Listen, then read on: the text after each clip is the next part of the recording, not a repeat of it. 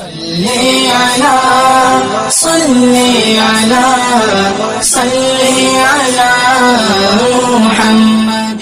الحمد لله نحمده ونستعينه ونستغفره ونؤمن به ونتوكل عليه ونعوذ بالله من شرور أنفسنا ومن سيئات أعمالنا من يهده الله فلا مضل له ومن يضلله فلا هادي له ونشهد أن لا إله إلا الله وحده لا شريك له ونشهد أن سيدنا ومولانا محمدا عبده ورسوله صلى الله عليه وعلى آله وأصحابه وبارك وسلم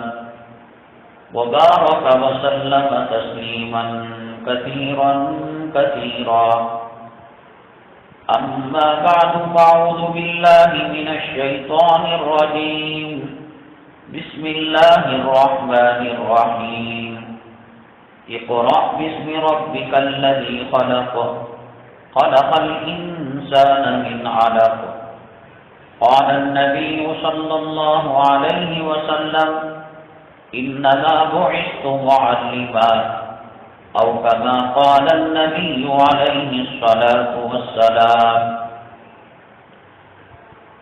رب اشرح لي صدري ويسر لي أمري واحلل عقدة من لساني يفقهوا قولي. اللهم صل على سيدنا مولانا محمد في أول كلامنا. اللهم صل على سيدنا مولانا محمد في أوسط كلامنا. اللهم صل على سيدنا مولانا محمد في آخر كلامنا. معزز سامعین کرام، رجب کی آج 27 تاریخ 1442 ہجری، مارچ کی 12 تاریخ ہے. آج کے بیان کے اہم اقتباسات اور عنوانات یہ ہیں: جتنے بھی نفع بخش علم ہیں، جب تک شریعت کے کنٹرول میں نہ ہو وہ فائدہ نہیں پہنچاتے، نقصان پہنچاتے ہیں.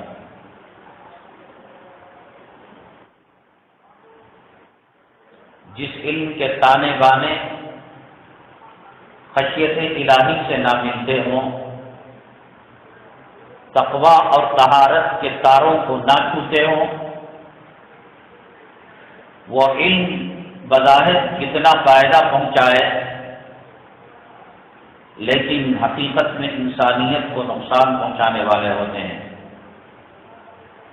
یہ آج کا مرکزی عنوان ہے. دوسرے نمبر پر قوم کا جو سردار ہوتا ہے وہ مسجد کا امام ہوتا ہے. اہل محلہ اور مصلیوں کی نماز کو فرش سے عرش تک اسی کے ذریعے سے پہنچائی جاتی ہیں نمازیں. اب امام نہ رہا، غلام ہو گیا. مسجد کی جو دیگر ضرورتیں ہیں، کہیں اے سی لگ رہا ہے، کہیں قالین بچھ رہی ہے، کہیں فانوس کی شمعیں روشن کی جا رہی ہیں، لاکھوں روپیہ اس کے مد میں صرف کیا جاتا ہے، اور امام اور مؤذن جوں کے تو ویسے ہی ان کا درجہ ہے، مقام ہے. ضروری کیا ہے؟ انشاءاللہ اس پر بات ہوگی. تیسرے نمبر پر آپ نے CAA NRC وغیرہ کے تعلق سے شاہین باغ کی تحریک اور احتجاج کو دیکھا. ہم نے اسی وقت کہا تھا یہ کام کرنے کا نہیں، کرنے کا کام کوئی اور ہے. بہرحال کرونا کے بہانے سے اس شاہین باغ کی تحریک کو اور احتجاج کو کچل دیا گیا۔ اب کسانوں کی تحریک چل رہی ہے، اس میں زیادہ تر سیے، اس میں مسلمان تھے، اس میں تو سکھ لوگ زیادہ ہیں۔ 100 دن سے زیادہ شدت اختیار کر چکی ہے یہ تحریک، لیکن حکومت ٹس سے مس نہیں ہو رہی ہے۔ شاہین باغ کے احتجاج اور کسانوں کی تحریک سے ہندوستان کا مسلمان کیا سبق لے سکتا ہے؟ مشہور جو واقعہ ہوا گجرات کے اندر، عائشہ نام کی ایک بچی جہیز کی بنیاد پر یا سسرال کی نازیبا حرکتوں سے تنگ آ کر خودکشی کر لی۔ سوشل میڈیا اس کو ہیروئن بنا کر پیش کر رہا ہے، اور اس کو دیکھ کر کئی لڑکے اور لڑکیاں ویڈیو بنا کر اب تک خودکشی کر چکے ہیں۔ شریعت میں قرآن و حدیث کی روشنی میں یہ کام کرنا کیسا تھا اور کرنے کا کام کیا ہے، انشاءاللہ اس کو عرض کیا جائے گا۔ حزب معمول سوال رکھا گیا تھا،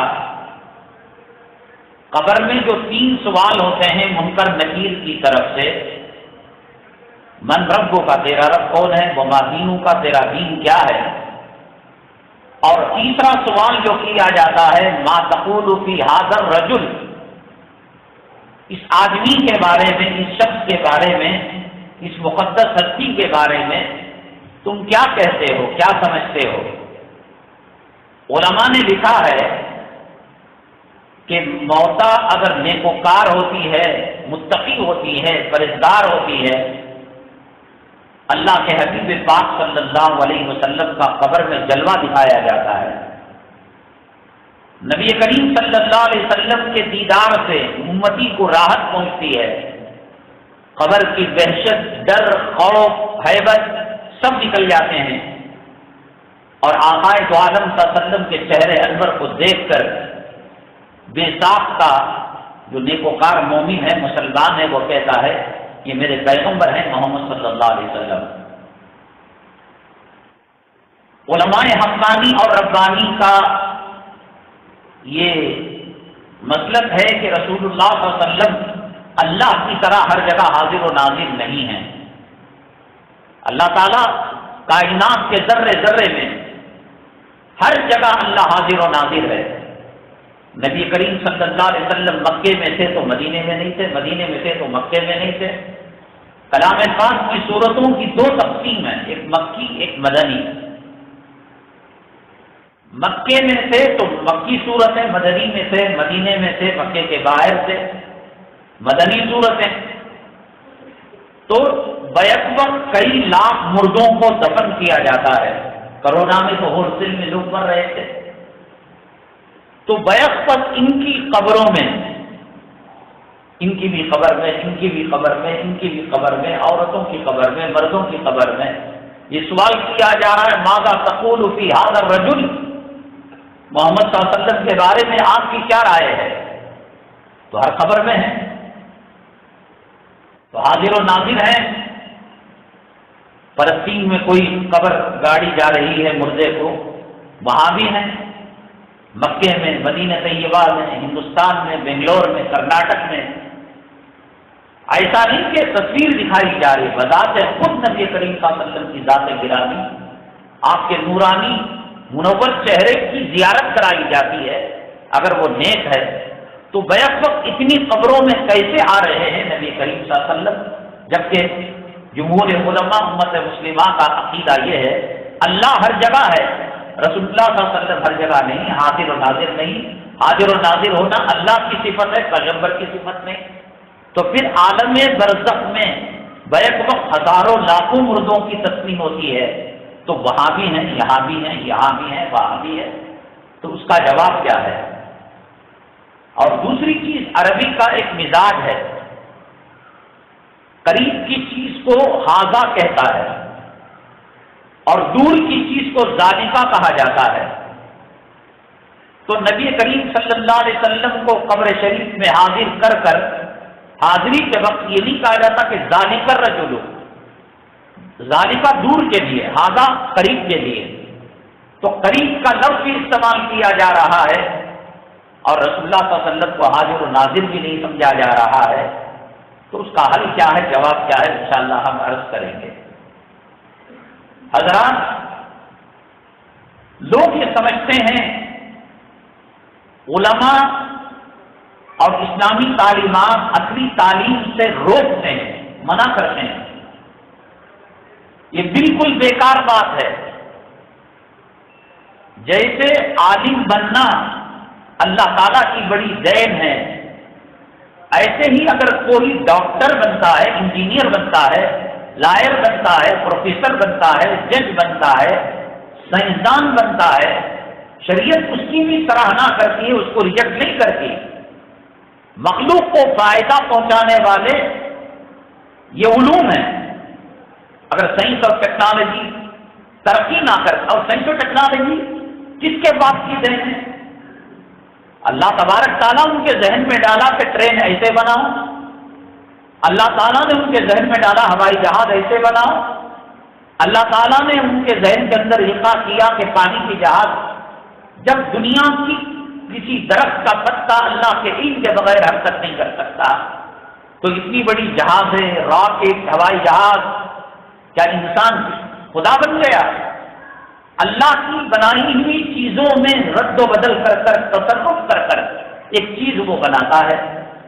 پانی کا، اس میں چینی ڈالی، شکر ڈالا، چائے کی پتی ڈالی، دودھ ڈالا، تو جیسے جیسے ڈالتا گیا وہ چیز بنتی گئی. پہلے عرق بنا، بس چائے بنی، بس دودھ بنا. بنانے والا اللہ تعالیٰ ہے، تاثیر پیدا کرنے والا اللہ ہے. جو علوم انسانیت کے لیے نفع بخش ہیں، یہ اللہ تعالیٰ کی طرف سے رحمت ہے. ڈاکٹر ہے، کسی کی جان بچا رہا ہے، شوگر پیشنٹ کے اعضاء کو کاٹ کر سرجری کر کر وہ مرض اوپر تک جانے سے بچا رہا ہے. جو علوم انسانیت کے لیے نفع بخش ہیں، شریعت اس کی سراہنا کرتی ہے. آپ کو معلوم ہے کہ سیدنا آدم علیہ نبی کی علیہ الصلوۃ والسلام کو اللہ تعالیٰ نے بنایا. وَإِذْ قُلْنَا لِلْمَلَائِكَةِ اسْجُدُوا لِآدَمَ فَسَجَدُوا إِلَّا إِبْلِيسَ. اللہ تعالیٰ نے ملائکہ کو حکم دیا کہ وہ حضرت آدم علیہ السلام کو سجدہ کریں. تمام ملائکہ نے سجدہ کیا، الا ابلیس، شیطان نے نہیں کیا. شیطان نے کہا کہ آپ نے ان کو مٹی سے پیدا کیا اور مجھے آگ سے پیدا کیا. مٹی کو اوپر بھی ڈالو تو نیچے ہی جاتی ہے، آگ کو گڑھے میں سلگاؤ تو آگ اوپر جاتی ہے، اور میرا مقام آگ کی وجہ سے اونچا ہے اور مٹی کا مقام نیچا ہے. اللہ تبارک تعالی حضرت آدم علیہ السلام کو کیوں سجدہ کروایا؟ قرآن نے اس کی وجہ بیان کی. وَعَلَّمَ آدَمَ الْأَسْمَاءَ كُلَّهَا ثُمَّ عَرَضَهُمْ عَلَى الْمَلَائِكَةِ وَقَالَ أَنبِئُونِي بِأَسْمَاءِ هَؤُلَاءِ إِن كُنتُمْ صَادِقِينَ. ہم نے آدم کو علم دیا ہے، اگر تم سچے ہو تو وہ علم لا کر بتاؤ، چیزوں کے نام بتاؤ. یہ سورج ہے، یہ چاند ہے، یہ ستارہ ہے، یہ آسمان ہے، یہ زمین ہے. قالوا سبحانك لا علم لنا الا ما علمتنا انك انت العليم الحكيم. اے اللہ، ہم نہیں جانتے، آپ جب تک سکھائیں گے نہیں، بتائیں گے نہیں، ہم کو کیا معلوم ہے. اس علم کی فوقیت کی بنیاد پر اللہ نے حضرت آدم علیہ السلام کا مقام اونچا کیا. حضرات ملائکہ نے آبجیکشن بھی کیا، اعتراض بھی کیا. قالوا اتجعل من يفسد فيها ويسفك الدماء. یہ انسان جب زمین پر جائے گا خون خرابہ کرے گا، قتل عام کرے گا، چوری کرے گا، ڈکیتی ڈالے گا، زنا کرے گا، شراب پیے گا، خدا رسول کی نافرمانی کرے گا. وَنَحْنُ نُسَبِّحُ بِحَمْدِكَ وَنُقَدِّسُ لَكَ. اور ہم تو ایک سیکنڈ گناہ نہیں کر سکتے، ہمارے اندر گناہ کرنے کا پاور اور اختیار ہی آپ نے چھین لیا ہے، اور یہ تو گنہگار ہیں. قَالَ إِنِّي أَعْلَمُ مَا لَا تَعْلَمُونَ. اللہ نے کہا میں جو جانتا ہوں تم نہیں جانتے، تم تو سجدہ کرو. نہ نماز تھی، نہ روزہ تھا، نہ حج تھا، نہ قرآن تھا، نہ انجیل تھا، نہ بائبل تھا، نہ توریت تھی، نہ زبور تھا۔ اللہ تعالیٰ نے حضرت آدم علیہ السلام کو چیزوں کے نام بتائے، وَعَلَّمَ آدَمَ الْأَسْمَاءَ كُلَّهَا۔ دیکھو یہ مٹی ہے، یہ گارا ہے، یہ لوہا ہے، یہ سمندر ہے، یہ ندی ہے، یہ زمین ہے، یہ پہاڑ ہے، یہ آسمان ہے۔ اس کے اندر نماز کے فرائض کا بیان تو نہیں تھا، روزے کے واجبات کا بیان تو نہیں تھا، وضو کرنے کا طریقہ نہیں تھا۔ تو اس علم کی بنیاد پر اللہ تبارک تعالیٰ نے حضرت آدم علیہ السلام کو فضیلت دی اور کہا ملائکہ سے کہ تم سجدہ کرو۔ معلوم ہوا کہ جو علم مخلوق کو نفع پہنچانے والا ہے اور اس کے تانے بانے جا کر اللہ کے نام سے ملتے ہیں، صفہ سے ملتے ہیں، دار ارقم سے ملتے ہیں، نبی کریم صلی اللہ علیہ وسلم سے ملتے ہیں، تو وہ علم کے اندر اللہ تعالیٰ خیر و برکت دیتے ہیں اور وہ جاننے والے کو اللہ تعالیٰ اجر دیتے ہیں، ثواب دیتے ہیں۔ ایک ڈاکٹر ایک فقیر بخار کے مریض کا علاج کرتا ہے، نیت یہ ہو کہ میں پیسے کماتا ہوں، میں روپیہ کماتا ہوں، تو پیسہ مل گیا۔ اور اگر نیت یہ کرتا ہے کہ صاحب یہ مولانا صاحب ہیں، یہ امام صاحب ہیں، مؤذن صاحب ہیں، یہ نماز پڑھنے والے ہیں، یہ تہجد گزار ہیں، اگر میں ان کو سکھاؤں گا تو یہ تہجد پڑھیں گے، اگر ان کو میں دوا دوں گا یہ شفایاب ہو کر اللہ تعالیٰ کے دربار میں سجدہ کریں گے، اس کا اجر ان کو بھی ملے گا۔ شریعت منع نہیں کرتی، شریعت یہ کہتی ہے آپ ڈاکٹر بنو، دنیا کے علوم کے ماہر بنو، پہلے مسلمان تو بنو۔ ایسا نہ ہو کہ کون بنے گا کروڑ پتی کے اسٹیج پر لایا گیا کالج کے اسٹوڈنٹ کو اور یہ پوچھا گیا کہ تمہارے پیغمبر کا نام کیا ہے، تو اس نے دادی کا نام لے لیا، نیتا جی کا نام لے لیا۔ یہ کون سا علم ہے؟ جب تک ایمان پختہ نہ ہو، اسلام پر جمے ہوئے نہ ہو، دنیا کا کوئی علم نفع نہیں پہنچا سکتا۔ رشیا اور امریکہ جب ہتھیارات بنائے تو اس میں عراق اور ایران کے اندر لڑائی لگا دی، بک رہے ہیں ہتھیار، کبھی ان کی تعریف، کبھی ان کی تعریف، کبھی ان کا سپورٹ، کبھی ان کا سپورٹ۔ ہتھیار بنانا یہ اللہ تعالیٰ کی طرف سے دیا گیا علم ہے، لیکن خدا کا خوف نہ ہو تو معصوم بچوں پر وہ چلنے لگتا ہے، عورتوں پر وہ چلنے لگتا ہے، بے قصوروں پر چلنے لگتا ہے۔ لائر فن ہے، اللہ تعالیٰ کی دی ہوئی ایک حکمت ہے، دیا ہوا ایک علم ہے، لیکن اگر خدا کا خوف دل سے نکل جائے وہ چوروں، مچکوں، بدماشوں، قاتلوں اور زانیوں کو بری کرانے کے پیچھے لگ جائے گا، اور جو معصوم غریب ہے اس کے اوپر مقدمے ٹھوس کر اس کو جیل کے اندر کر دے گا۔ علم برا نہیں ہے، علم پر جب پہرا لگتا ہے قرآن کا اور حدیث کا تو وہ علم اس کے لیے باعث اجر اور باعث ثواب ہے۔ پہلے اس قسم کی کوئی تقسیم مسلمانوں میں نہیں تھی کہ ڈاکٹر الگ ہے، عالم الگ ہے، محدث الگ ہے، سائنٹسٹ الگ ہے، قاری صاحب الگ ہیں اور جغرافیہ کا علم جاننے والے الگ ہیں۔ وہ بھی علوم تھے، ان علوم کے ماہر مسلمان ہی تھے۔ آج بہت بڑی خدمت سمجھتے ہیں لوگ کہ سائنس کو اسلام سے جوڑ کر، قرآن سے جوڑ کر، حدیث سے جوڑ کر، کہ اب ہمیں سائنس میں بھی تصدیق کر دی۔ ماں باپ کی تصدیق پوترا کرنے والا، نواسا کرنے والا، غلام کرنے والا، نوکر کرنے والا کون سا ہے؟ تمہارا علم اگر قرآن سے ملتا ہے تو یہ علم سچا ہے، تمہارا علم اگر قرآن کے نظریات سے ٹکراتا ہے وہ جھوٹ ہے اور بکواس ہے۔ سائنس ترقی میں آ کر 200-300 سال ہوئے، 1400 سال پہلے جب کلام پاک نازل ہوا، انسان کے پیٹ میں رحم مادر میں عورت کے کیا اسٹیجز سے بچہ گزرتا ہے، کتنے دنوں کے بعد اس کے اندر تبدیلی آتی ہے۔ ثم خلقنا النطفة علقة فخلقنا العلقة مضغة فخلقنا المضغة عظاما فكسونا العظام لحما۔ کس طریقے سے نطفہ ہوتا ہے، لوتھڑا ہوتا ہے، پھر گوشت بنتا ہے، پھر ہڈی بنتی ہے۔ یہ کون ہے بتانے والا؟ جس زمانے میں چراغ نہیں تھے، جس زمانے میں الیکٹریسٹی نہیں تھی، انٹرنیٹ نہیں تھا، اگر تمہارے علم کو قرآن کی مہر لگتی ہے، اسلام کی سند لگتی ہے، تو وہ بات صحیح ہے۔ ہر 10 سال کے اندر کبھی سورج کھڑا ہوا ہے، کبھی سورج زمین کے گرد گھوم رہا ہے، کبھی سورج چاند کے گرد گھوم رہا ہے، ہر 10 سال کے اندر بات بدلتے ہو۔ جو مسواک اللہ کے نبی نے دی وہ کل بھی تھی، آج بھی ہے، قیامت تک رہے گی۔ جو ہیئر اسٹائل دیا، جو نماز دی، جو روزہ دیا، جو تلاوت دی، جو صدقہ دیا، جو خیرات دیا، ہے کوئی میں کلام اس کا توڑ کر سکے؟ کہتے ہیں کہ انسان ان کی اصل پہلے بندر تھی، ابھی انہوں نے قرآن کی گہرائی میں گئے نہیں کہ آدم علیہ السلام کون ہے، حضرت حوا کون ہے، تیر مار رہے ہیں کہ بندر کی اولاد ہے، اور پھر خدا کی قسم جھٹکار کر وہ آئیں گے قرآن کی طرف، حدیث کی طرف کہ صاحب نہیں، حضرت آدم علیہ السلام کی اولاد ہیں، انسان باپ ہے ان کا اور انسان عورت حضرت حوا ان کی ماں ہے۔ سائنس کے اندر آج کا نظریہ، کل کا نظریہ، پھر مستقبل کا نظریہ بدلتا رہتا ہے۔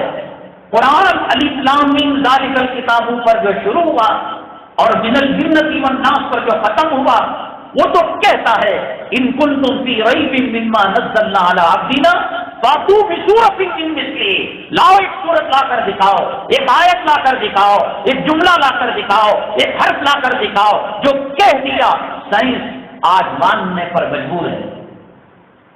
روزہ دیا، روزے کا کوئی ٹکر کے اندر اس کے بدلے مقابل کوئی چیز لا، میں اس عنوان کے اندر جاؤں آپ حیرت میں رہ جائیں گے۔ آج سائنس نے جو ترقی کی ہے، انٹرنیٹ جو بنا ہے، کمپیوٹر جو بنا ہے، اللہ کے نبی صلی اللہ علیہ وسلم نے فرمایا اوتیت علم الاولین والآخرین، مجھے پہلوں کا علم دیا گیا، اگلوں کا علم دیا گیا جو نفع والا ہے۔ کمپیوٹر کی اصل آقا سے جا کر ملتی ہے، انٹرنیٹ کی اصل آقا سے جا کر ملتی ہے، ڈاکٹری کی اصل آقا سے جا کر ملتی ہے، لباس پہننے کی اصل آقا سے جا کر ملتی ہے، اور جو ملتی ہے وہ دنیا میں بھی کامیاب ہے اور آخرت میں بھی کامیاب ہے۔ انگریزوں نے، یہود نے اور نصارا نے مستقل سازش کر کر علوم دنیاویہ اور علوم دینیہ، عصری علوم اور قرآنی علوم، مدارس کے علوم کے اندر انہوں نے درمیان کے اندر ایک دیوار حائل کر دی اور ایک فاصلہ کھڑا کر دیا، اور مسلمانوں کے دلوں میں یہ بات ڈالی کہ تم مسلمان ہو، نماز ہی تمہارا دین ہے، روزہ ہی تمہارا دین ہے، ڈاکٹر بننا دین نہیں ہے۔ میں نے بتایا حدیث کی وہ کون سی کتاب ہے جس کتاب کے اندر اللہ کے نبی صلی اللہ علیہ وسلم نے نہ بیان کیا ہو، اور محدث کی کتاب طب والرقا، میڈیکل کا باب اور جھاڑ پھونک کا باب محدث نے قائم نہ کیا ہو۔ مسلمانوں کو کاٹ کر دنیاوی علوم سے الگ کر کر نفرت پیدا کی اور دوریاں پیدا کی، ڈاکٹروں میں، علماء میں، وکیلوں میں، علماء میں، ججوں میں، علماء میں، جدید علوم کے ماہرین، سائنٹسٹ میں، علماء میں۔ حالانکہ سائنس، میڈیکل، دنیاوی ترقی کے سب کا اصل اور منبع اور سب سے سپا چبوت رہا ہے۔ مسلمانوں کو لڑا دیا، سینے پر ہاتھ باندھنا چاہیے یا ناف کے نیچے ہاتھ باندھنا چاہیے، 8 رکعت تراویح پڑھنی چاہیے یا 20 رکعت تراویح پڑھنی چاہیے، ایک مشت داڑھی رکھنی چاہیے یا خشخشی داڑھی رکھنی چاہیے، چہرہ عورت کا کھلا رکھنا چاہیے نہیں رکھنا چاہیے، آمین زور سے بولنا چاہیے، آمین آئی، لڑوا دیا، مرتے رہو۔ بعض جگہ تو ایسا ہوا کہ یہ کرونا وغیرہ اور بھاجپا کی حکومت آنے سے پہلے بندال کے ایک علاقے میں دیوبندیوں کے، بریلیوں کے قبرستان کے اندر کسی دیوبندی کو دفن کر دیا گیا، مردہ اٹھایا گیا، اس کو مسلمان نہیں سمجھا گیا، کہا کہ یہ غیر مذہب والا ہے دیوبندی، بریلیوں کے قبرستان میں کیسے دفن ہوا؟ جیسے کوئی سی مسلم لاش کو مکان کے اندر دفن کر دیا گیا ہو۔ دوریاں پیدا کی گئی، لڑائیاں، جھگڑے، اختلافات، فاتحہ کے نام پر، عرس کے نام پر، قوالی کے نام پر، چلے کے نام پر، چٹی کے نام، مرو۔ اور قرآن و حدیث کے اندر جتنی سائنس اور ٹیکنالوجی کی باتیں ہیں وہ لے کر ترقی پر ترقی، ترقی پر ترقی کرتے گئے۔ میں اللہ کی عزت و جلالت کی قسم کھا کر کہتا ہوں، جو بھی نفع والا علم جو انسانیت کو فائدہ پہنچا رہا ہے، بس ہے، ٹرک ہے، لاری ہے، ٹو ویلر ہے، فور ویلر ہے، ہوائی جہاز ہے، ٹرین ہے، کہیں نہ کہیں جا کر یہ قرآن سے ملتے ہیں، کہیں نہ کہیں جا کر یہ حدیث سے ملتے ہیں. بات صرف اتنی ہے کہ اس کی تحقیق نہیں کی مسلمانوں نے. کتا آج کی پیداوار نہیں ہے. اللہ تعالیٰ کی ایک مخلوق ہے. رسول اللہ صلی اللہ علیہ وسلم کے زمانے میں بھی کتا تھا. حدیث میں آتا ہے اذا بلغ الكلب في اناء احدكم فليغتسل 7 مرات. اگر کتا تمہارے برتن میں منہ ڈال دے 7 مرتبہ اس برتن کو دھونا چاہیے، اور 1 مرتبہ ساتھ میں مٹی کا استعمال ہونا چاہیے. کتا کاٹتا تھا، لوگ مر جایا کرتے تھے. یہ انجیکشن لیا، وہ دوائی لی، وہ اینٹی بایوٹک لیا، اور وہ زہر کو ختم کرنے کا کوئی اس کے اندر چیز لی. ناکام ناکام ناکام. مسلمانوں کو تو لڑا دیا تراویح پر، عید کے رویت ہلال پر، مساجد کی سب بندی پر، اور خود ترقی کرتے گئے کہ رسول اللہ صلی اللہ علیہ وسلم نے کیوں کہا مٹی کے استعمال کو. 1 مرتبہ دھو کر دیکھا، چیک کیا لیاب کے اندر کتے کے جراثیم ہیں. 2 مرتبہ، 3 مرتبہ، 7 مرتبہ کیا لیکن بغیر مٹی کے کیا تب بھی جراثیم ہے، اور مٹی لگائی اور 6 مرتبہ کیا تب بھی جراثیم ہے.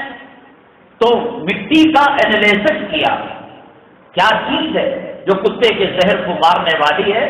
تو اس مٹی کے اندر نوشادر نام کا ایک کیمیکل تھا. وہ کیمیکل کتے کے زہر کو ختم کرنے والا تھا.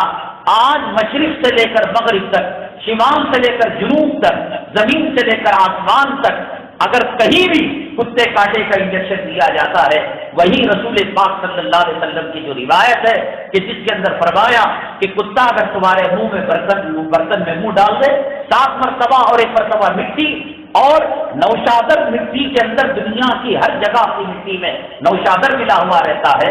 نبی کریم صلی اللہ علیہ وسلم چاہتے تو کہتے کہ مٹی سے نوشادر کو الگ کر کر تم اپنے برتن کو صاف کیا کرو، لیکن امت کی سہولت کے لیے، قوم کی سہولت کے لیے مٹی آپ جو ہے سمندر کی تہ کے اندر چلے جائے، آپ صحرا میں چلے جائے، آپ جنگل کہاں نوشادر کھنالتے پھریں گے، کہاں مٹی کو استعمال کر لو اس کے اندر نوشادر ہو جائے گا.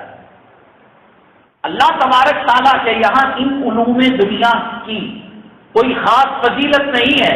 ایک وقتی ضرورت ہے. جیسے انسان ٹوائلٹ بناتا ہے، مکان بناتا ہے، سائیکل بناتا ہے، ایک وقتی ضرورت ہے. ثواب تو کلام پاک کے پڑھنے پر ہے. ثواب تو نبی کریم صلی اللہ علیہ وسلم کے طور طریقوں میں ہے. دنیا اور آخرت کی کامیابی رسول پاک صلی اللہ علیہ وسلم کے طور طریقوں میں ہے. اب جو لڑکی گجرات کی خودکشی جس نے کی، ڈبل ایم اے تھی، وہ ایجوکیٹڈ تھی، تعلیم یافتہ تھی بچی وہ، لیکن اس تعلیم کا سرا قرآن سے جا کر نہیں لگ رہا تھا. اگر اس کو ایمان مجمل بتایا گیا ہوتا. ہم دعا کرتے ہیں اللہ مغفرت کرے، اس کے سامنے جو دین کی سمجھ تھی اس بنیاد پر وہ شاید ہیروئن بننے کے لیے، یا ایک قوم کے نوجوانوں جو بھی ہو اس کا اور اللہ کا معاملہ، اللہ پل پل اس کی مغفرت فرمائے. لیکن حدیث کے اندر اس بات کی کوئی گنجائش نہیں خودکشی کرنے کی. ڈگریاں ہیں لیکن ڈگریوں سے بدتر ہیں. خدا کا خوف ہوتا، نبی کریم صلی اللہ علیہ وسلم کی حدیث کی سچائی ہوتی، صداقت ہوتی. نبی معمولی چیز نہیں ہے. اس مسجد کے اندر میں خطیب بن کر آیا ہوں، خطبہ دے رہا ہوں، یہ میت امانت ہے، یہ کرسی امانت ہے.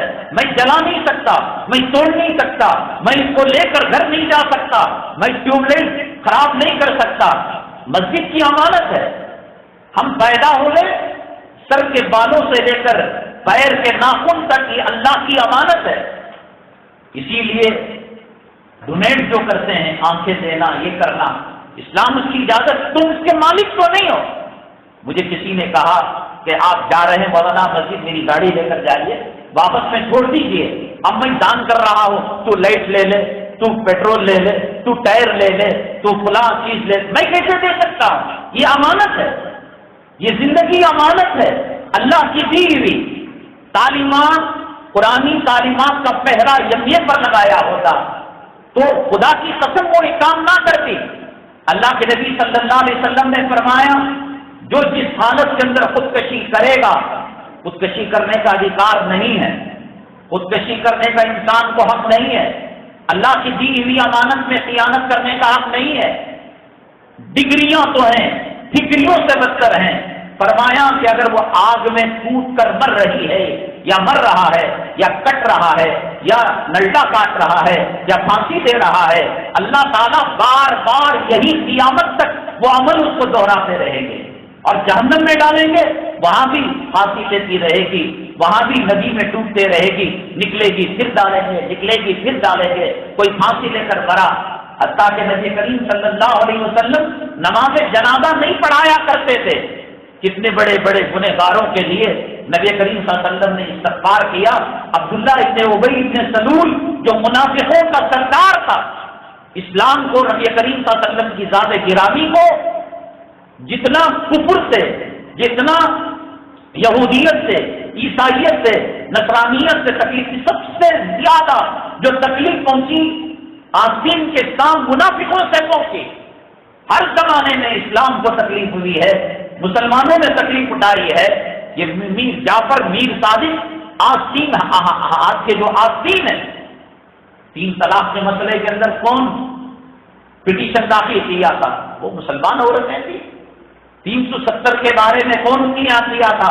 وہ زرخری اور ضمیر فروش، ایمان فروش مسلمان تھے۔ ایسا منافقوں کا سردار جس نے نبی کریم جناب محمد رسول اللہ صلی اللہ علیہ وسلم کی زوجہ مطہرہ، جن کا نکاح آسمانوں پر طے کیا، حضرت جبریل علیہ السلام تصویر لے کر آئے، اللہ کے نبی صلی اللہ علیہ وسلم کو دکھایا، اے محمد صلی اللہ علیہ وسلم، ان سے آپ کا نکاح ہونے جا رہا ہے۔ تہمت لگانے والے یہی خبیث منافقین تھے، لیکن نبی کریم صلی اللہ علیہ وسلم نے نماز جنازہ پڑھانا چاہا، حضرت عمر الخطاب سے روکا، نہیں روکے، اگر میری نماز جنازہ سے اس کی مغفرت ہو رہی ہے تو ہو جائے، میں اسے معاف کرنے کے لیے تیار ہوں۔ ابھی قدم بڑھائے تھا، ولا تصلی علی احد منهم مات ابدا ولا تقم علی قبری، اے محمد صلی اللہ علیہ وسلم، آپ اس کی نماز جنازہ مت پڑھائیے۔ لیکن خودکشی کرنے والے کے بارے میں کہا تم میں سے کوئی آدمی پڑھا لے، میں نہیں۔ منافق کی نماز جنازہ پڑھانے کے لیے تیار ہو گئے، خودکشی کرنے والے کی نماز جنازہ پڑھانے کے لیے تیار نہیں ہوئے۔ سخت ترین عذاب ہے۔ اسلام کی تعلیمات بھی ہوتی، صحابیات کے احوال، قربانیوں کے احوال پیش کیے ہوتے، نبی کریم صلی اللہ علیہ وسلم حضرات صحابہ پیغمبروں کو کیا تکلیف دی گئی۔ حضرت آسیہ رضی اللہ تعالی عنہ، فرعون کی بیوی، اس نے کہا کہ تجھے ابھی مہلت ہے کہ موسیٰ علیہ السلام کے کلمے کو چھوڑ دے، میرے اوپر ایمان لا، نہیں مانی، کپڑوں کو نکالا، جسم کو کاٹا بلیڈ سے، تلواروں سے، مرچ کو اس کے اندر ڈالا اور کہا کہ اب بھی موقع ہے کہ تو موسیٰ علیہ السلام کے کلمے کو چھوڑ کر مجھے رد مان سکتی ہے۔ ایک ایک سوراخ کے اندر جسم کا ڈال کر، مرچ ڈال کر اسے پوچھا جاتا تھا۔ حضرت آسیہ نے کہا نہیں نہیں، اللہ تبارک تعالیٰ کی طرف میری توجہ ہے، میں تجھے رب نہیں مانتی۔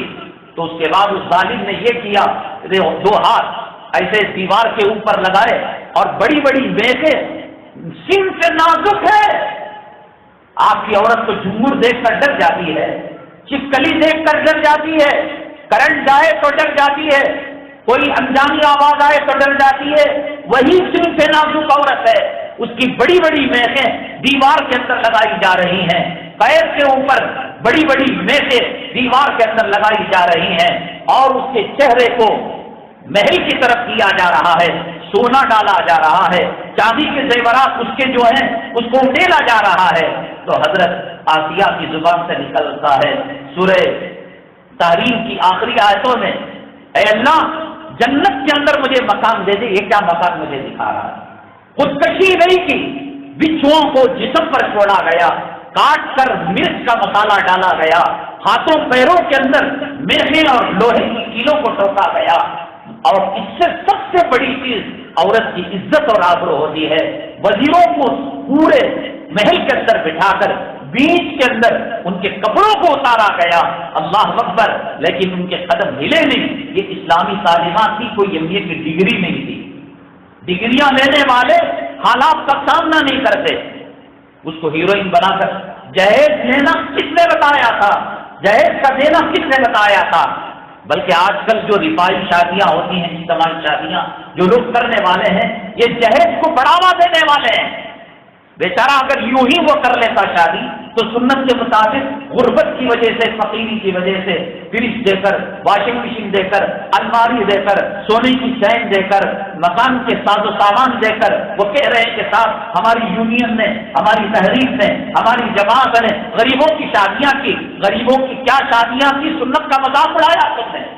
وہ فقیر رہتا، وہ غریب رہتا، ان چیزوں کو نہ کر کر نبی کی حدیث کے قریب رہتا، نبی کی سنتوں کے قریب رہتا۔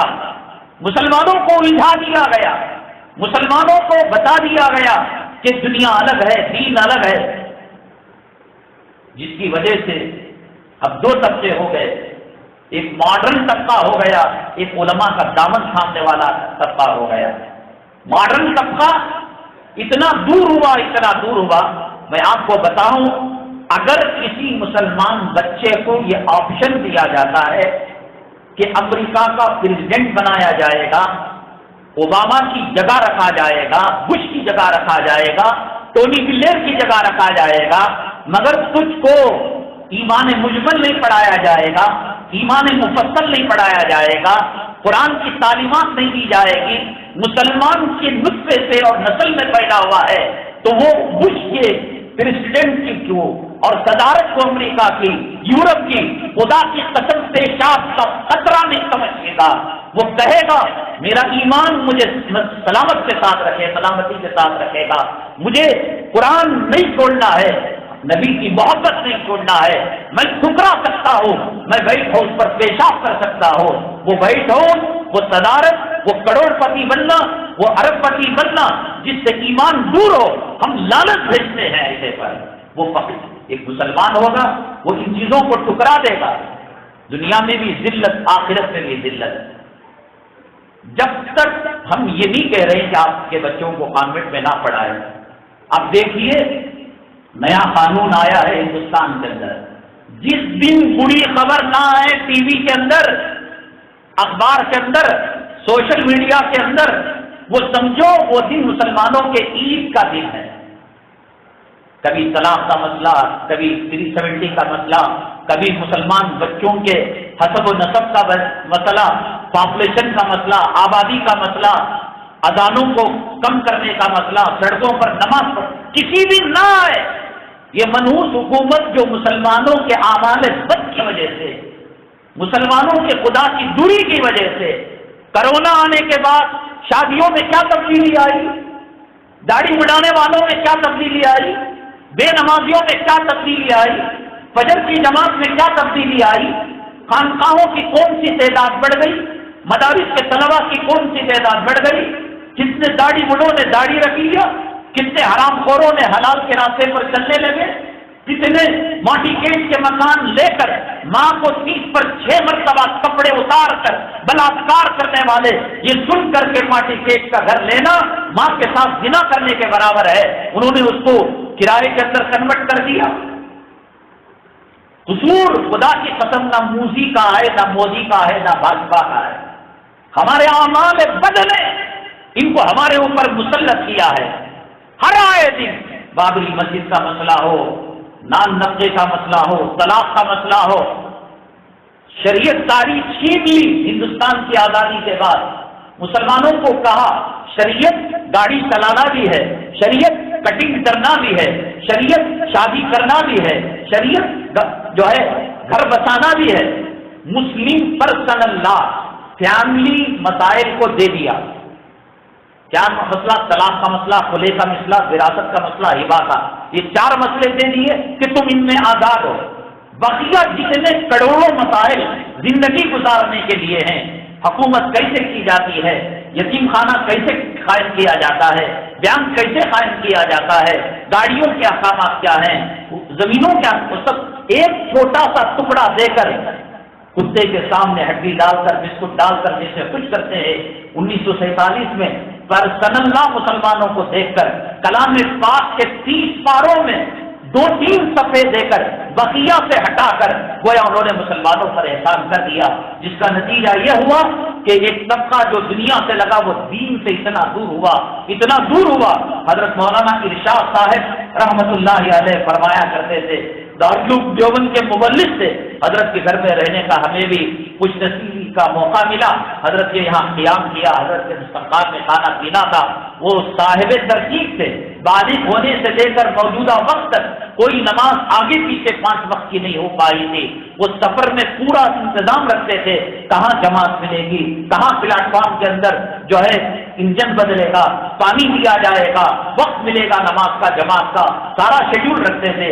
فرماتے ہیں علاقے میں میں مسجد میں گیا، نماز کے بعد نماز جنازہ تھی، کہا چلو اس کا بھی ثواب حاصل کر لے، تو چنانچہ نماز جنازہ پڑھنے کے بعد امام صاحب ایک لمبی دعا کے اندر لگ گئے۔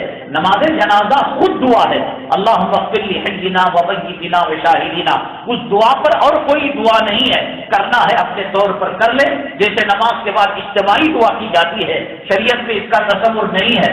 حضرت السلام علیکم ورحمۃ اللہ، السلام علیکم ورحمۃ اللہ پڑھ کر باہر نکلے تو دیکھا کہ ایک صاحب ہیں، سوٹ بوٹ پہنے ہوئے ہیں، ماڈرن لگ رہے ہیں، آفیشل لگ رہے ہیں، اور یہ صاحب لگ رہا تھا کہ کوئی غیر مسلم ہوں گے۔ تو حضرت نے کہا کہ بھئی آپ کون ہیں؟ تو حضرت کے حلیے کو دیکھ کر حضرت السلام علیکم، اچھا آپ مسلمان ہیں، سلام بھی کر رہے، وعلیکم السلام ورحمۃ اللہ وبرکاتہ۔ آپ نماز میں بھی نہیں تھے، نماز کے بعد جنازہ جو دلوں کو ضمیروں کو جھنجھوڑتا ہے اس نماز جنازہ میں بھی شریک نہیں تھے، کیا بات ہے؟ کسی دشمن کا نماز جنازہ ہے؟ کیا مسئلہ ہے؟ تو وہ کہنے لگا حضرت ہم نے سنا ہے کہ جو آدمی نیا شو پہن کر آتا ہے، قیمتی چپل پہن کر آتا ہے، مسجد میں چوری ہو جاتے ہیں۔ اچھا بھی جوتوں کی حفاظت میں آپ نے نماز جنازہ کو چھوڑ دیا اور فرض نماز کو چھوڑ دیا، تو چلو نماز تو بعد میں آپ قضا بھی کر لیں گے یا گھر میں بھی پڑھ لیں گے، جنازے کی تو قضا ہونے کی نہیں۔ لگتا ہے تمہارا 1 نمبر کا دشمن ہوگا، 1 نمبر کا مخالف ہوگا، تمہاری بیوی اور بچوں پر، لڑکیوں پر بری نظر ڈالا ہوگا، ماں کو گالیاں دیا ہوا ہوگا، اس لیے آپ کیوں نماز جنازہ چھوڑ رہے ہیں؟ ایک بھائی تو ہے در گزر کر پڑھ لیتے۔ وہ شخص کہنے لگا حضرت کچھ اور نہیں ہے، میرے ابا حضور کا جنازہ ہے۔ دینی تعلیم نہیں ہوگی، باپ کا مقام کیا، ماں کا مقام کیا، امام کا مقام کیا، مؤذن کا مقام کیا؟ جو باپ کو جوتوں سے کم قیمت پر سمجھے ایسی تعلیم پر لعنت ہے۔ گانجا کہاں فروخت ہوتا ہے؟ عشقیہ ماحول کہاں بنتا ہے؟ ٹیچرنی کو کون کس جگہ اسٹوڈنٹ اٹھا کر اخلاق کے بغیر، کردار کے بغیر اور جس تعلیم کے تانے بانے سکا چبوترے سے نہ ہو، وہاں زنا چلے گا، وہاں بدکاری چلے گی، وہاں نشہ چلے گا، وہاں ڈرگ چلے گا، وہاں قتل عام ہوگا، وہاں بے حیائی ہوگی۔ باپ برقعے میں لپیٹ کر، دستانے پہنا کر، پاؤں میں موزے ساتھ پہنا کر گیٹ تک لے کر جاتا ہے اس امید پر کہ میری بچی کسی کے ساتھ کوئی معاملہ نہیں کرے گی۔ جانے کے بعد بیاگ میں برقع اور کسی غیر، ہندوستان کے اندر اکثر کالجوں میں، یونیورسٹیوں میں مسلم لڑکیاں غیر مسلم لڑکوں کے ساتھ جا رہے ہیں، جس کو وہ گھر واپسی کہتے ہیں، اسلام مسلمان دشمن۔ یہ پڑھے ہوئے ہوتے کہ دین کی کیا قدر و قیمت ہے، یہ جانے ہوئے ہوتے حضرت بلال نے کتنی قربانیاں دی، یہ جانے ہوئے ہوتے حضرت زنیرہ کے ساتھ کیا معاملہ پیش آیا، یہ جانے ہوئے ہوتے حضرت آسیہ نے کیا قربانیاں دی، اگر یہ جانے ہوئے ہوتے حضرت آسیہ کا میک اپ کرنے والی، چوٹی ڈالنے والی جو خادمہ تھی، اس کے ساتھ کیا معاملہ کیا، اسلام کے لیے، دین کے لیے کتنی قربانیاں انبیاء علیہ السلام نے دی، تو آج ہندو کے ساتھ یہ بات، اس تعلیم کو قرآن سے کاٹ دیا گیا۔ اور یہ وہ تعلیم ہے جو خود رسول اللہ صلی اللہ علیہ وسلم نے دیے ہیں۔ یہ کہ چیز آج تحقیق کر کر اس پر عمل کر رہے ہیں۔ ہوائی جہاز کے اندر اوپر جو پینٹ مارا جاتا ہے، میکسیمم 90% پینٹ ان کا نام چھوڑ کر، کچھ پھول بوٹے کو چھوڑ کر وائٹ پینٹ مارا جاتا ہے۔ نبی کریم جناب محمد رسول اللہ صلی اللہ علیہ وسلم نے فرمایا تمہارے لیے بہترین لباس سفید کپڑا ہے اور تمہارے اموات کے لیے بہترین کفن سفید ہے۔ کیوں؟ آپ نے حکم دے دیا، آپ کی سنت امت کے اندر رائج ہو گئی۔ اب ریسرچ کیا گیا تحقیق کیا گیا، انسان کے اندر بشاشت پیدا کرتا ہے، شرافت پیدا کرتا ہے، اخلاق کردار پیدا کرتا ہے، اور جو الٹرا وائلٹ شعاعیں آتی ہیں دھوپ کے اندر، سفید رنگ اس کو اندر جانے نہیں دیتا۔ نبی کریم صلی اللہ علیہ وسلم نے آسانی سے کہہ دیا، آپ نے فرمایا کہ بسترے پر ایک حدیث کوئی میں کمال ٹکر نہیں لے سکتا، اس کی زندگیاں ختم ہو کر اس کے پیشاب میں وہ ڈوب کر جائے گا، لیکن نبی کریم صلی اللہ علیہ وسلم کے طریقے کا کوئی مقابلہ نہیں کر سکتا۔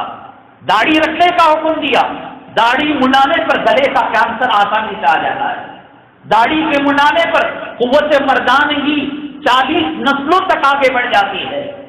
نبی کریم صلی اللہ علیہ وسلم نے جس ڈھنگ سے بال رکھنے کا حکم دیا، پہلے سیدھا پائجامہ پہنو، بعد میں دوسرا پہنو، اس کے اندر بھی حکمت ہے۔ مردوں کو کاٹ ٹکنے سے اوپر رکھو، اس کے اندر بھی میڈیکل کے اثرات آتے ہیں۔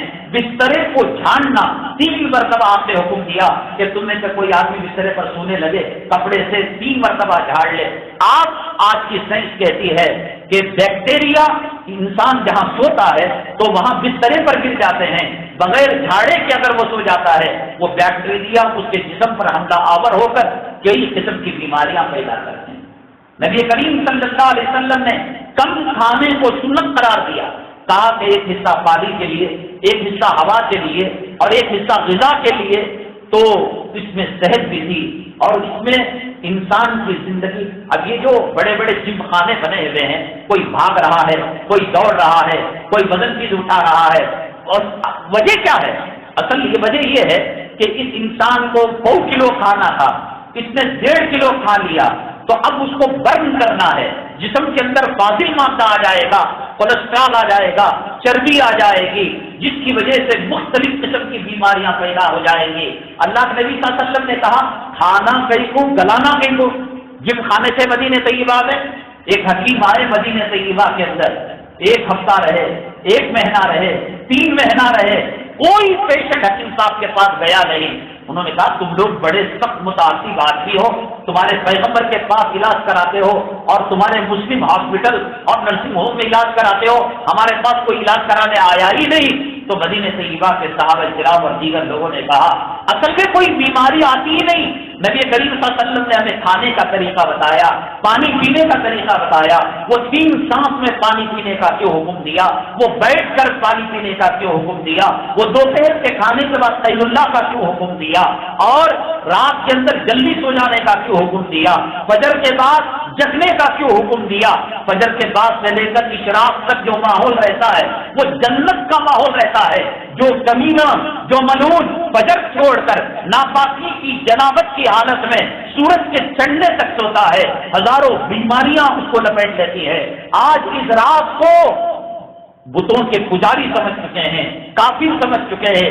جاؤ لال باغ کو جاؤ، تبن پارک کو جاؤ، ہزاروں کی تعداد میں لوگ کاروں میں، گاڑیوں میں آتے ہیں اور وہاں پارک کرتے ہیں، کوئی دوڑ رہا ہے، کوئی بھاگ رہا ہے۔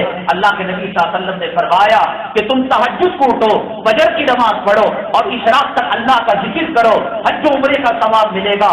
وہ جنتی ہوائیں جو چل رہی ہیں اس کو تم لوگے تو اس کے اندر تمہاری صحت بنا کرے گی۔ شیر جنگل کا راجا سمجھا جاتا ہے، کھاتا کتنا ہے؟ ہفتے میں 1 مرتبہ صرف کھاتا ہے۔ 750 کلو گرام کا مگرمچھ 600 گرام کی غذا کھاتا ہے اور 3 دن میں 5 دن میں 1 مرتبہ کھاتا ہے۔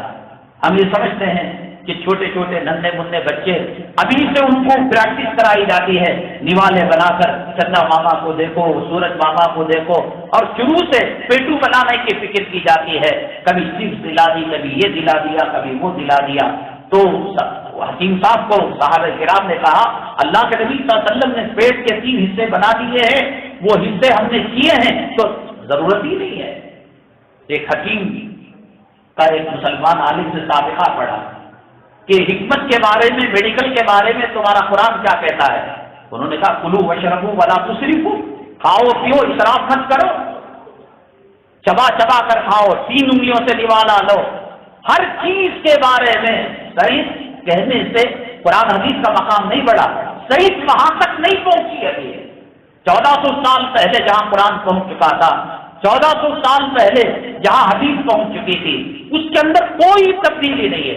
نبی کریم صلی اللہ علیہ وسلم نے بال رکھنے کے 3 طریقے بتائے، کان تک ہے اور پھر گلے تک ہے، پھر گردن تک ہے، لما وفرا جما جس کو کہتے ہیں، تو اس کے اندر اس کی کیا خصوصیات ہیں۔ مولانا طارق محمود چغتائی انہوں نے کتاب لکھی ہے نبی کریم صلی اللہ علیہ وسلم کی سنتیں اور میڈیکل سائنس، ایک ایک چیز کے اندر آپ نے رنگ بتایا، آپ نے کھانے، اگر کوئی ڈائٹنگ کرنا چاہتا ہے پیر جمعرات کے روزے رکھ لے، اس سے بڑھ کر دنیا میں اور کوئی ڈائٹنگ نہیں ہو سکتی۔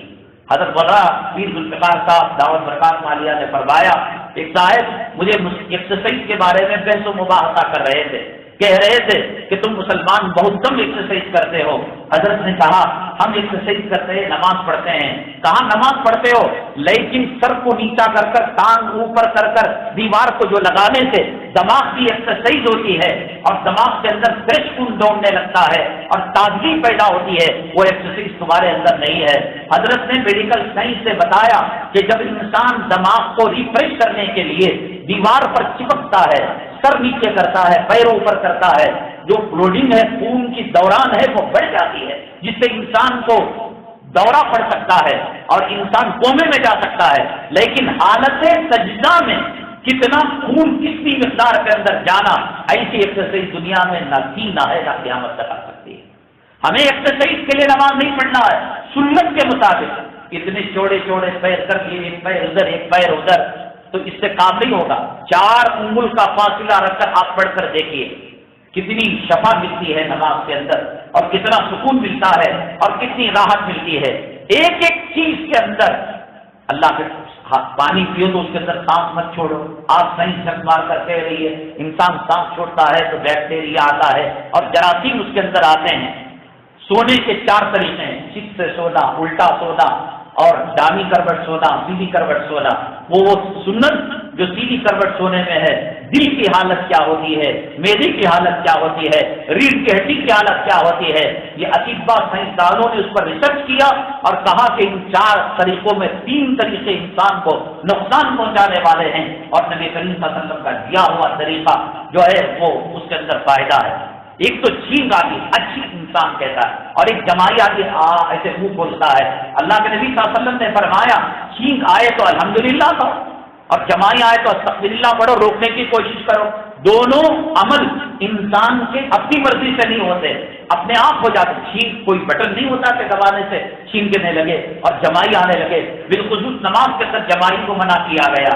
اس کے اندر جب تحقیق میں گئے پتا چلا ایک چھین کی وجہ سے ریچارج ہو جاتا ہے پورا انسان کا باڈی اور پورے انسان کا جسم، ایک تازگی پیدا ہو جاتی ہے۔ اور اس کے جواب میں مسلمان کہتا ہے الحمدللہ، اللہ کی تعریف ہے، اس کے لیے کتنے لیٹر ٹانک پینا پڑتا تھا، دوائی کھانی پڑتی تھی، اور جمائی کی وجہ سے انسان کے اندر سستی، کاہلا کی، مردہ پن پیدا ہوتا ہے، تو اسے روکنے کا حکم۔ ایک ایک چیز، استنجا کرنے کا طریقہ، ڈھیلا لینے کا طریقہ، پانی لینے کا طریقہ، بیوی کے پاس جانے کا طریقہ، وہ بڑے بدبخت ہیں کہ اسلامی تعلیمات آقا دو عالم صلی اللہ علیہ وسلم کے طور طریقوں کو رکھیں اور یورپ سے بیچ مانگے۔ آج کا فقیر چٹا بھی یہ کوشش کرتا ہے کہ شادی کی اینیورسری بنائے، بچوں کا برتھ ڈے بنائے، سنتوں سے دور ہوئے، انگریزوں کا پیشاب پینے لگے، یہود و نصارہ کا پاخانہ کھانے لگے۔ جو نبی کے ماننے والا ہو، نبی کا عاشق ہو اور امریکی کتوں سے سیکھ لے، کائنات میں اس سے بڑھ کر کوئی دیوانہ نہیں ہے۔ آج جو مسجد کا امام ہوتا ہے، مؤذن ہوتا ہے، اللہ تبارک تعالیٰ کی طرف سے بہت بڑا عہدہ ہوتا ہے، قوم کی نماز کو اللہ تک پہنچاتا ہے۔ آج اس کی حالت یہ ہے کہ مسجد کو فانوس سے سجایا جائے گا، ایران سے قالین منگائی جائے گی، اے سی لگایا جائے گا۔ امام کو معاشی اعتبار سے اگر کمزور کیا جائے، اسی بازار سے وہ ٹماٹر لیتا ہے، سبزی لیتا ہے، گوشت لیتا ہے، جس سے آپ لیتے ہیں، ہم لیتے ہیں۔ جب حالات ٹائٹ ہونے لگتے ہیں تو پھر اس کے قدم خدا نہ کرے حرام کی طرف اٹھنے لگے، تعویذ کی طرف، پلیتوں کی طرف، یا کوئی دھوکہ دینے کی طرف۔ حدیث میں آتا ہے ایک حرام کا لقمہ پیٹ میں جائے گا، 40 دن کی بعد اللہ ضائع فرما دیں گے۔ ایمان کو پیٹ بھر کر تنخواہ دینا، خوش رکھنا، حلال روزی کے اندر فراخی پیدا کرنا، یہ ہماری نمازوں کی ضمانت ہے، ہمارے دین کی ضمانت ہے، ہمارے ماں باپ کی نماز جنازہ پڑھانے والے کی ضمانت ہے۔ لیکن دماغ خراب ہو گیا ہے کہ آج جو ہے مسجد کے در و دیوار پر حتیٰ کہ بیت الخلا میں استنجا خانے کے اندر قیمتی ٹائلس اور ماربل لگایا جاتا ہے، لیکن صاحب اماموں کی کیا حالت ہے، مؤذنوں کی کیا حالت ہے، قیامت میں جواب دینا پڑے گا۔ میں نے بتایا تھا کسانوں کا جو احتجاج چل رہا ہے اور شاہین باغ کا جو احتجاج ہو کر چلا گیا، اس سے یہ پیغام ہے کہ ہم کسی کی سننے والے نہیں، ہم کسی کی دیکھنے والے نہیں۔ کہا جاتا ہے کہ قبر کے اندر عذاب دینے کے لیے جو مردہ آتا ہے وہ اندھا بھی ہوتا ہے، وہ بہرا بھی ہوتا ہے۔ فجر کی نماز کے چھوڑنے پر وہ طلوع آفتاب تک مارتا رہے گا، وہ ظہر کی نماز کے چھوڑنے پر عصر تک مارتا رہے گا، عصر کی نماز کے چھوڑنے پر مغرب تک مارتا رہے گا، مغرب کی نماز چھوڑنے پر عشاء تک مارتا رہے گا۔ کیوں اللہ تعالیٰ نے اس کو بہرا بنایا، اندھا بنایا؟ یہ چیختا رہے، یہ چلاتا رہے، یہ منت کرتا رہے، یہ سماجت کرتا رہے، چھوڑ دو مجھے، چھوڑ دو مجھے، معاف کر دو، میں توبہ کر۔ وہ سننے والا کب ہے؟ اللہ تبارک تعالیٰ نے مسلط کر دیا۔ جنہوں نے فجر کی نماز نہیں پڑھی، جنہوں نے جمعہ سے جمعہ کے درمیان نماز نہیں پڑھی، نہ تمہارا باپ آ کر قبر میں تمہیں بچا سکتا ہے، نہ تمہاری نسلیں آ کر تمہیں قبر میں بچا سکتی ہے، نہ تمہارا سیٹ آ کر تمہیں قبر میں بچا سکتا ہے۔ اپنی آخرت بناؤ۔ اور بعض علماء نے کہا نماز کو بار بار جان بوجھ کر چھوڑنے سے نکاح ٹوٹ جاتا ہے، اور نکاح کے ٹوٹنے کی وجہ سے بچے حرام کے پلے پیدا ہوتے ہیں۔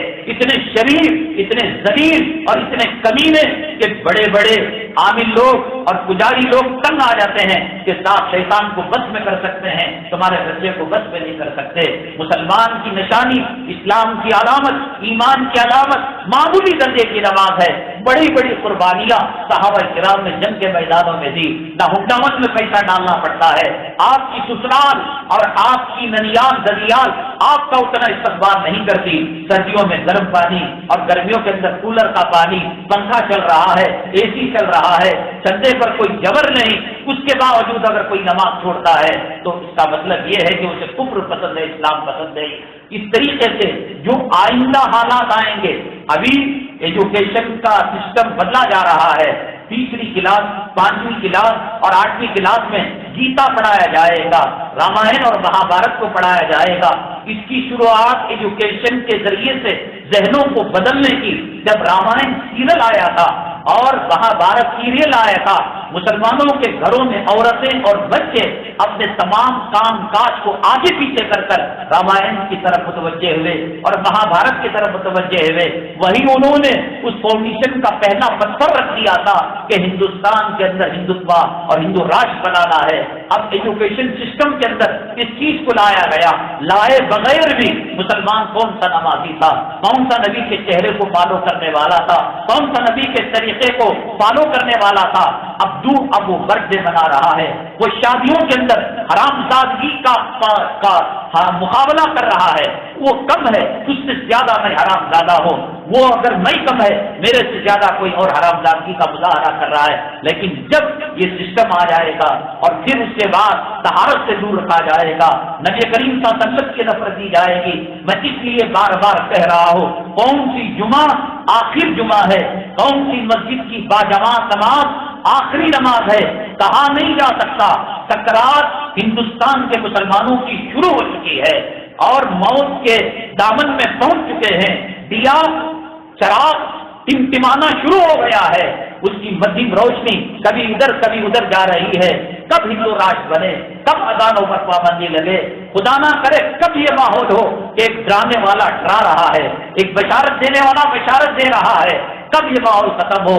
ہر نماز کو آخری نماز سمجھے، ہر جمعہ کو آخری جمعہ سمجھے، اللہ کا شکر ادا کرے، اللہ سے دعا کرے، اللہ ہمارے گناہوں کی نحوست، اے اللہ ہماری بدعمالیوں کی نحوست کم سے کم ہماری زندگی میں وہ مناظر نہ لانا کہ ہم غیر اللہ کی پوجا کریں۔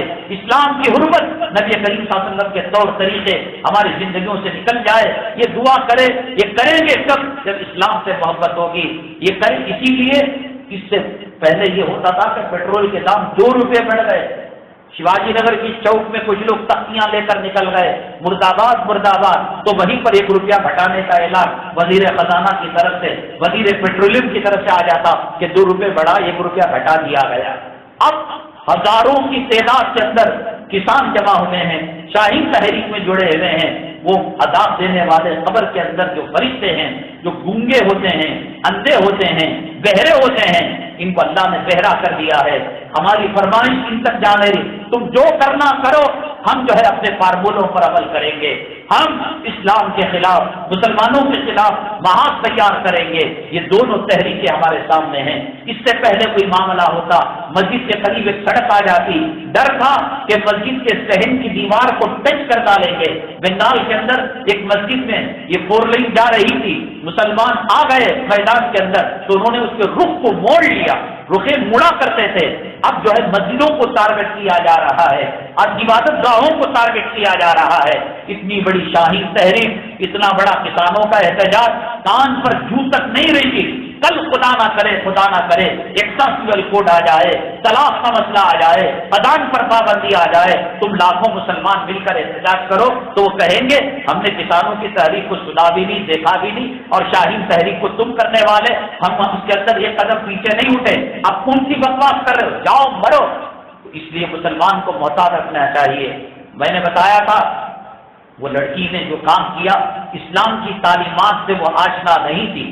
حضرات صحابہ کرام، حضرات انبیاء علیہ السلام، اللہ کے اولیاء، کیسی حالتیں آئی، حضرت ایوب علیہ السلام پر کیا حالات آئے، حضرت بلال حبشی پر، حضرت عمر الخطاب رضی اللہ تعالیٰ عنہ کے ہاتھوں جاہلیت میں صحابہ کرام کو کیا حالت آئے، لیکن خودکشی کسی نے نہیں کی۔ خودکشی کرنا حرام ہے اور یہ غیروں کا طریقہ ہے، اور اللہ تعالیٰ کے بڑے عذاب کے اندر لوگ مبتلا ہوں گے۔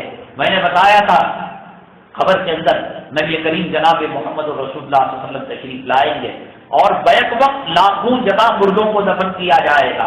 تو نبی کریم صلی اللہ علیہ وسلم بنگلور میں رہیں گے یا چنئی میں رہیں گے یا میسور میں رہیں گے، ہر جگہ حاضر و ناظر ایک جسم تو ہو نہیں سکتا۔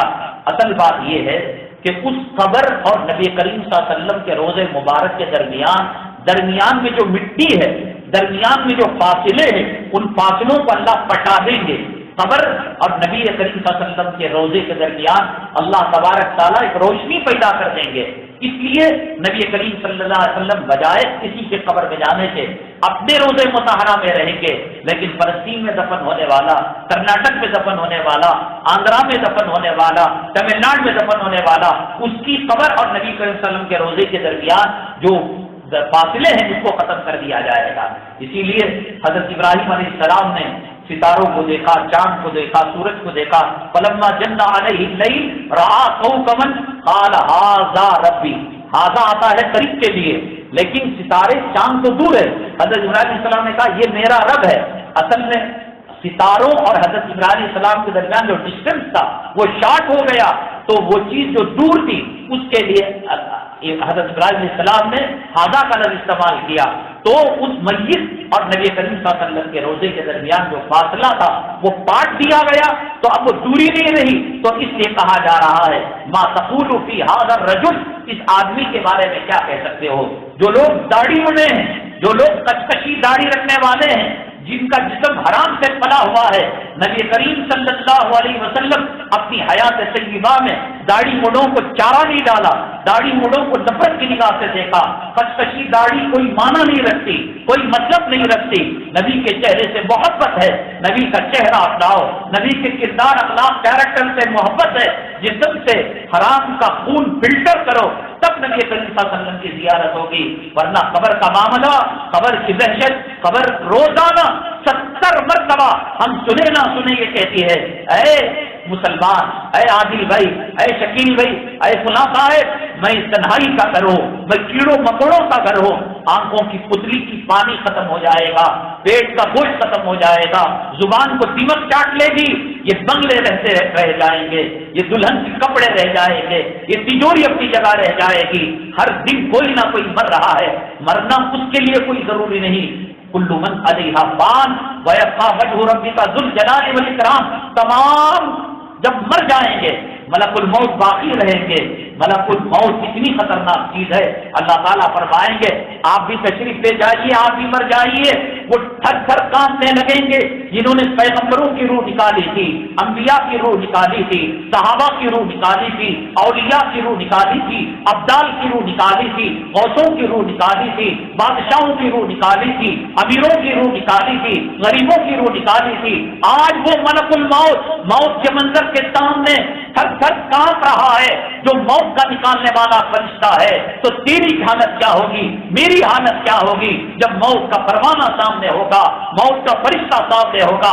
सूरह क़ियामा में अल्लाह ने फरमाया वल्तफ़्फ़ति साक़ु बिस्साक़ इला रब्बिका यौमइज़िनिल मसाक़, पैर के तलवों से रूह निकलना शुरू होगी, पैर पैर को चिमट जाएंगे और पैर पैर को रगड़ खाने लगेंगे, एक एक खून के कतरे से, रक्त के एक एक रेशे से और जिस्म के एक एक टुकड़े से, गोश्त के एक एक दर्रे से, हड्डी के हिस्से से जब रूह निकलेगी तब पता चलेगा कि पैगंबर ने क्या कहा, उलमा ने क्या कहा। वो फरिश्ता जो मलकुल मौत है जब उसका वक्त आता है तो वो डरने लगता है, वो कांपने लगता है। दाढ़ी मुड़े तेरी क्या हैसियत, सूद खाकर मां का बलात्कार करने वाले, तेरा क्या मकाम, क्या दर्जा, ये बिल्डिंगें छूट जाएंगी। मुझे ताज्जुब होता है कोई बिल्डिंग पर माले बना रहा है, मैं समझता हूँ इसकी मौत के लिए, इसकी जियारत के लिए, इसके चहलम के लिए ये बिल्डिंग भर जाएगी, बिल्डिंग रह जाएगी, फ्लाईओवर रह जाएगा, बंगला रह जाएगा। और वो भीख का जनाजा जो चंदे लेकर बनाया गया था मस्जिद से, उस भीख के जनाजे में बड़ी बड़ी इंपोर्टेड गाड़ियों के दरमियान से जनाजा निकल जाएगा, कफन में लिपटा हुआ निकल जाएगा, बड़े कीमती जोड़े, शादी के जोड़े रह जाएंगे। मौत को आंख से देखकर, मलकुल मौत के मंजर को देखकर जो ना सुधरे वो इंसान के रुतबे से पैदा नहीं हुआ, कोई हैवान या कोई जानवर हो सकता है। इसलिए अपने आप को बहुत जल्द बदलने की जरूरत है।